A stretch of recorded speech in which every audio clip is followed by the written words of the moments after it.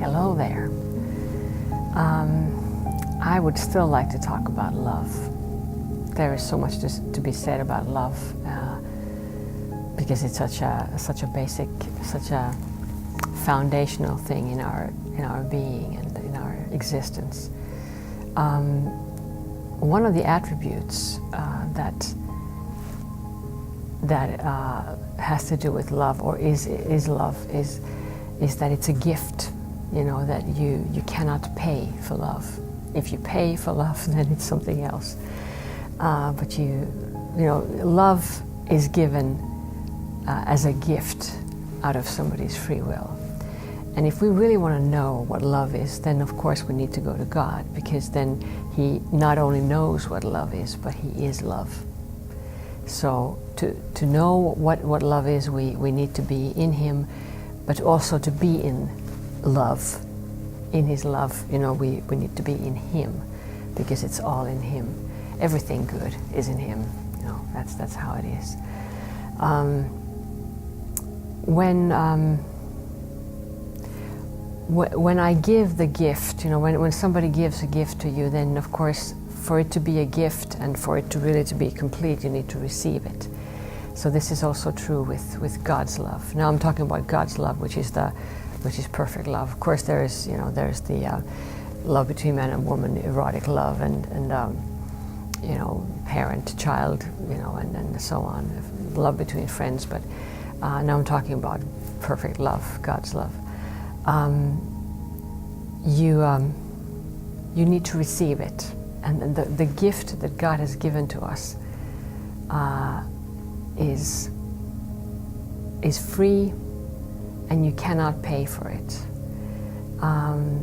and you cannot earn it. You can't do anything to earn it more, and you can't do anything to earn it less.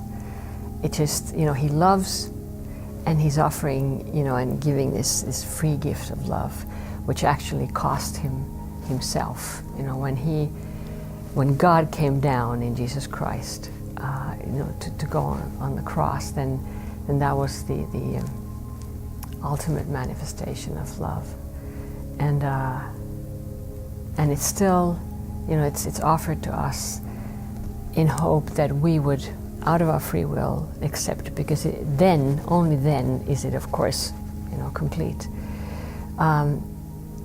And even though it is so that you cannot pay for this gift, and you definitely cannot do that, at the same time, it is true that for this gift to be really what it's meant to be, and for love to be what it's meant to be, when I receive this gift, then I give myself. I give my whole life. So it's free, but it requires my whole life.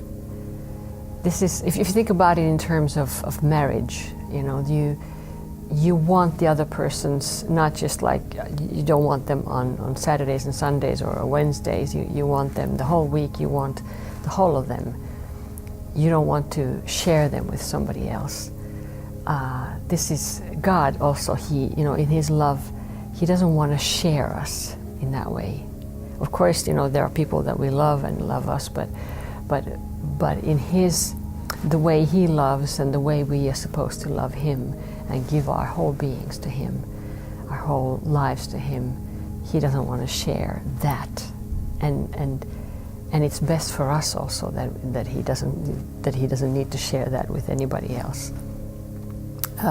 When we are trying to do that, then we are talking about idols, and, you know, whatever thing that is, then, you know, what the idol is. But if I belong to Him, then the way it's supposed to be is that I really wholly belong to Him, you know, entirely.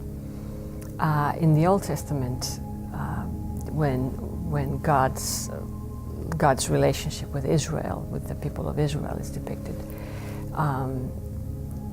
there oftentimes, you know, this image of the husband and wife is used.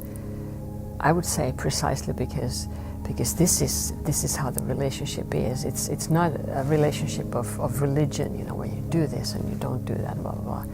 It's a relationship where you really commit yourself to the other one. out of your free will. Huge things, obviously. We need it, and at the same time we're oftentimes afraid of it, but then being afraid of it, you know, the commitment and all of that, we so much need it. It's a big thing.